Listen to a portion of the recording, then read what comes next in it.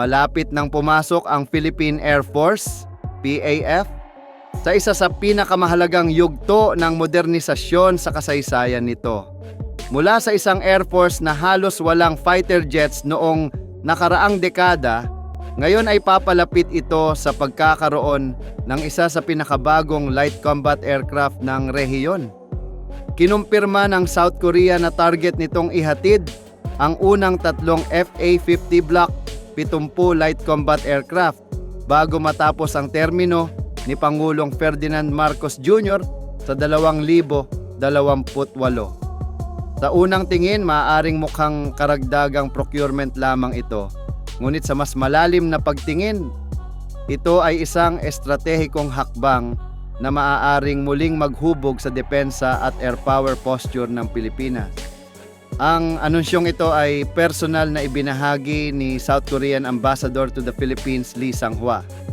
Ayon sa kanya, nakatakdang dumating ang unang batch ng tatlong FA-50 Block 70 jets bago bumaba si Marcos Jr. sa pwesto.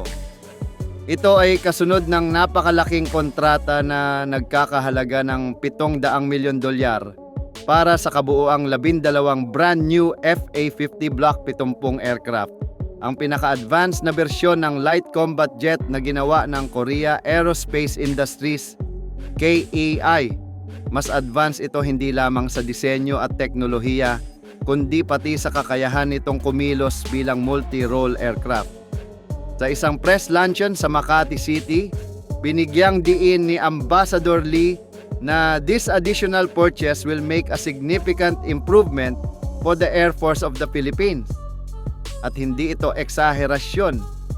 Ang Block 70 ay nagtataglay ng mas modernong avionics, isang active electronically scanned array, AESA, radar, mas malawak na range, mas pinahusay na weapons compatibility, at tunay na precision strike capability.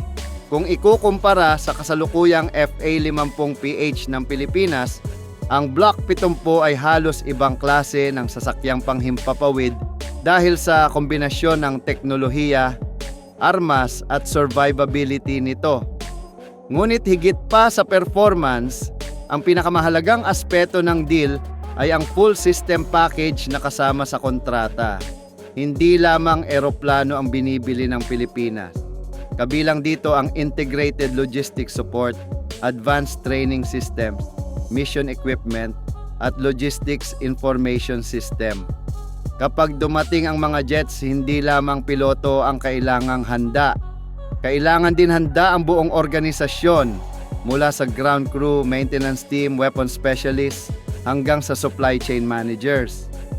Ang bundling system ng South Korea ay naglalayong maiwasan ang mga problema noong unang panahon kung saan madalas kapusin ang PAF sa spare parts, integrated weapons, at standardized maintenance routines.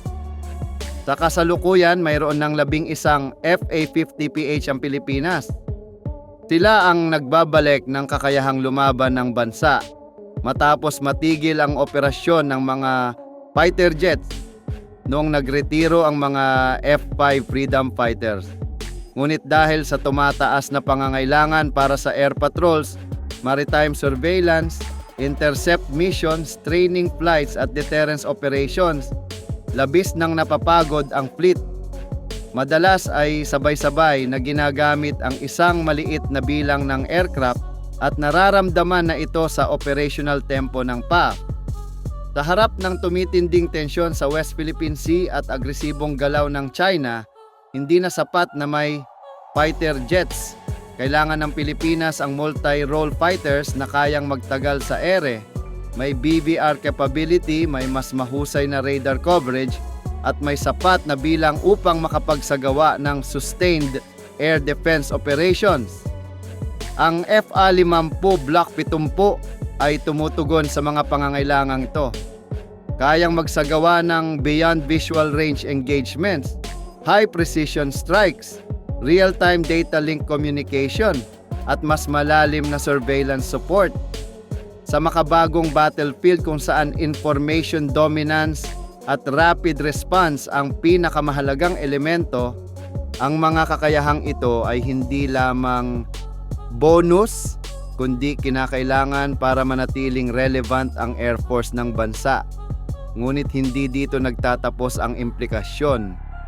Ang pagdating ng Block 70 ay sumasabay sa patuloy na paglakas ng strategic partnership sa pagitan ng Pilipinas at South Korea.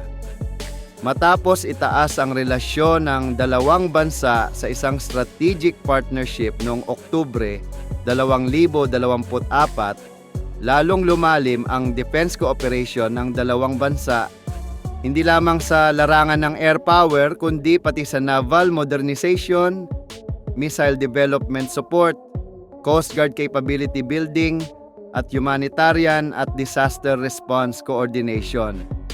Sa rehiyon kung saan mabilis ang pagbabago ng power balance, ang pagkakaroon ng matatag at maaasahang defense partner ay isang napakahalagang asset. Ang timing ng proyekto ay napakahalaga rin. Sa kasalukuyan, ang Pilipinas ay tumatayo sa isa sa pinakakomplikadong security environments sa Indo-Pacific. May lumalakas na pressure mula sa China, may patuloy na maritime confrontations, at may pangangailangan para sa mas mabilis na response capability. Ang FA-50 Block 70 ay hindi lamang bibili ng oras para sa bansa.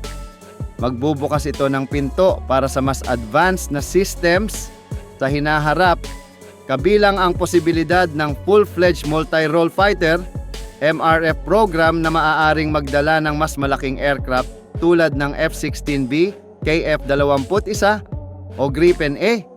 Sa kabuuan, ang proyektong ito ay hindi lamang modernisasyon.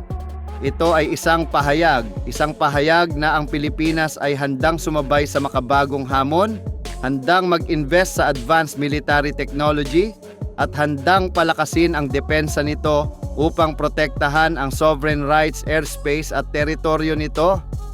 Sa pagdating ng FA-50 Block 70, hindi lamang moderno ang Air Force, unti-unti itong nagiging mas professional, mas handa, at mas may kakayahang tumugon sa anumang banta sa lupa, dagat at himpapawid.